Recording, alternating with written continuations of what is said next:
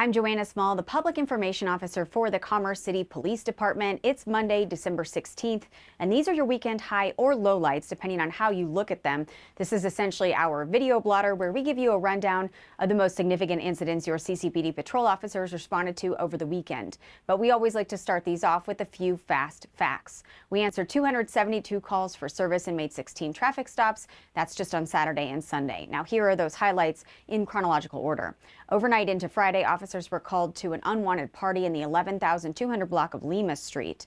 We learned that late last month, an elderly woman was attacked by her adult son there.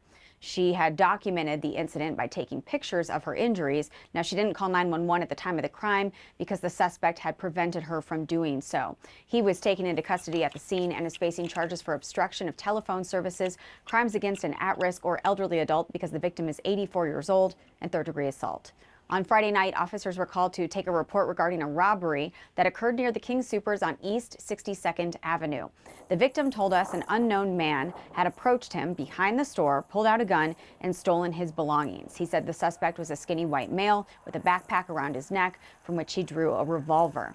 The victim stated the suspect appeared to be transient as he was pushing a shopping cart as well as a bicycle. We canvassed the area where the robbery had supposedly occurred, but we were unable to locate the suspect. We're currently working with King Soopers to see if there is any surveillance video of that incident. Saturday, officers responded to an assault of another at-risk adult in the 6900 block of East 62nd. When they arrived, they learned the suspect had assaulted both of his grandparents, causing serious bodily injury to his grandfather, who then had to be hospitalized as a result. The suspect had a history of violent felony arrests, and when officers surrounded his residence, he refused to exit. The SWAT team was called to the scene, and after several hours, they were able to enter the house and take the suspect into custody without further incident. He's now facing both second-degree and third-degree assault charges, as well as 2 counts of crimes against an at-risk or elderly adult. Also on Saturday, officers responded to a trespassing and burglary call in the 3900 block of East 56th Avenue. The suspect was attempting to get away and was reportedly pushing a wheelbarrow full of various tools, including a grinder and a hacksaw. After contacting him, we learned he had been warned multiple times by the business owner to stay off that property due to incidents of theft, and he returned anyway, grabbing a large commercial water jug and then leaving with it. The suspect is now facing second-degree burglary and theft charges. On Sunday, officers were dispatched to a shots fired call in the 6400 block of East 64th Avenue. One of the reporting parties said she heard loud gunshots and found bullet holes in her garage door.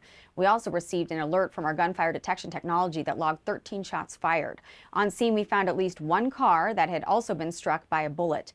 Through our investigation, we developed a suspect and suspect vehicles involved in that shooting. The suspect is facing a slew of charges to include illegal discharge of a firearm, reckless endangerment, and aggravated first-degree assault with a gun. Also on Sunday, officers responded to the area of Quebec and Prairie Parkway for a 2-vehicle crash in which serious bodily injury was involved. We found an SUV had rolled onto its side and a sedan had crashed into a traffic pole. We learned the lights at the intersection had been malfunctioning, and the driver of the sedan failed to treat the intersection as a 4-way stop, causing that crash. She was the individual with serious bodily injury. She will also be cited for careless driving. Overnight Sunday into Monday, officers responded to another crash near the intersection of East 72nd and Kearney Street. A brown Volvo had run off the road and crashed in a private lot. The vehicle had no one inside it at the time that we found it, but there was blood as well as numerous open and emptied alcohol containers. We found an individual hiding behind a building at another nearby intersection, and officers saw another vehicle pick this person up and leave the area in a high rate of speed.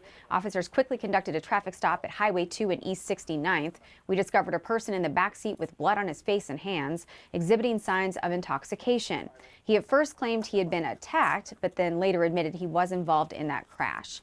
Through a breath sample, his blood alcohol content was determined to be twice the legal limit to operate a vehicle. He's now facing numerous charges: DUI, careless driving, driving without a license, no insurance, and hit and run, failure to remain on the scene of an accident.